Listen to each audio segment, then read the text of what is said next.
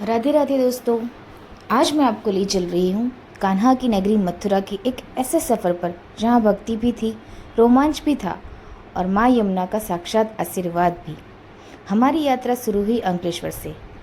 हम रात को बड़ौदा पहुँचे और लगभग 1 बजे हमारी ट्रेन थी एकता नगर। वहाँ वो हमें दोपहर 12 बजे मथुरा जंक्शन पर उतार दे रही है। मन बिल्कुल प्रफुल्लित हो उठा। वहाँ से ऑटो लेकर हम सीधे पहुँचे छत्ता बाज़ार, जहाँ हमारे बेहद करीबी अवध भाई रहते हैं।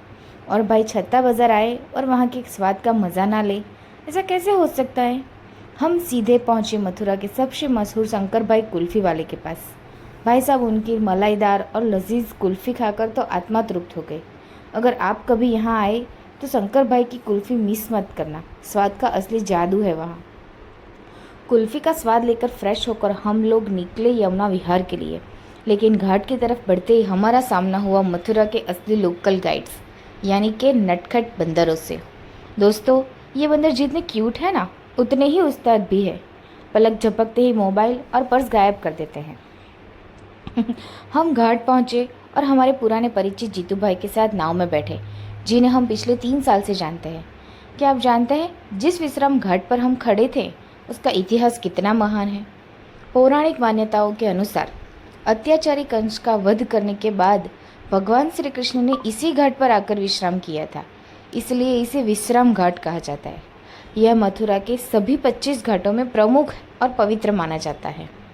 नाव अभी आगे बढ़ रही थी और एक चमत्कार हुआ। हमारे मन में एक विश थी कि जैसे ही हम यमुना मैया की गोद में हो और बारिश आ जाए। और यकीन मानिए, मानो मैया ने हमारी पुकार सुन ली। हम जैसे ही निकले, अचानक आसमान में काले बादल छाए, बिजली कड़की और इतनी भयंकर आंधी तूफान के साथ बारिश हुई कि मज़ा आ गया। हम तुरंत किनारे लौट आए, लेकिन वो रोमांच जिंदगी भर याद रहेगा। और हाँ, बारिश में भीगकर ये सारे बंदर एकदम शरीफ और शांत हो गए, जैसे बोल रहे हो, भाई आज के लिए चोरी का धंधा बंद, पहले जान बचा ले। सच में इन्हें ऐसे भीगते और छुपे हुए देखना बड़ी क्यूट और मज़ेदार था। फिर हमने थोड़ा सारी मनोरथ देखा और फिर ये दीपदान किया। तो चलिए दोस्तों, जहाँ भी आप हैं मेरे साथ मिलकर पूरे दिल से लगाइए यमुना महारानी का जयकारा।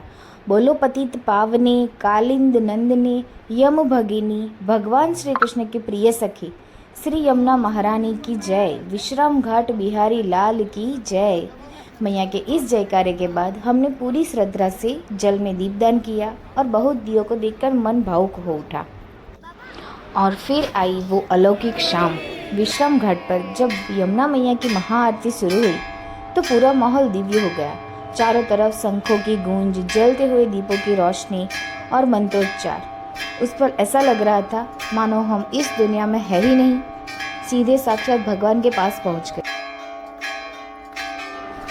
जैसे ही पुरोहितों ने बड़े बड़े दीपदान उठाए, शंखों की गूंज से पूरी मथुरा नगरी गूंज उठी। झालर, नगाड़े और घंटियों की आवाज़ के बीच जब मैया की स्तुति गूंजी तो सच माने रोंगटे खड़े हो गए। साक्षात ऐसा महसूस हो रहा था मानो हम इस नश्वर संसार को छोड़कर सीधे गौलभ धाम में ठाकुर जी और श्री राधा रानी के सानिध्य में पहुंच गए हैं। यमुना जी का वो श्यामल जल दियों की परछाई से सोने की तरह चमक रहा था। मन के सारे विचार थम गए, सारी चिंताएं मिट गई। बस आंखों से श्रद्धा के आंसू बह रहे थे और दिल में असीम सुकून था। क्या आप जानते हैं कि यमुना मैया साक्षात सूर्यपुत्र यमराज की सगी बहन है।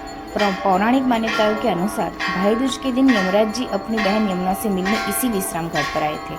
माँ यमुना के आशीर्वाद से जो भी भाई बहन यहाँ एक साथ श्रद्धा से डुबकी लगाते हैं, उन्हें यमराज के भय और अकाल मृत्यु से मुक्ति मिल जाती है। तो बोलिए यमुना महारानी की जय। इस अलौकिक आनंद के बाद हमने मथुरा की लाजवाब चाट का स्वाद लिया और तृप्त मन से घर लौट आए। मथुरा की इस यात्रा ने दिल और आत्मा दोनों को जीत लिया। आपको हमारा व्लॉग कैसे लगा? कमेंट में जय जय यमुना और राधे राधे ज़रूर लिखिएगा। मिलते हैं नेक्स्ट व्लॉग में। Bye bye, Radhe Radhe. मेरे चैनल को सब्सक्राइब करें, वीडियो को लाइक करें और शेयर करना बिल्कुल भी ना भूलें। मिलते हैं नेक्स्ट व्लॉग में।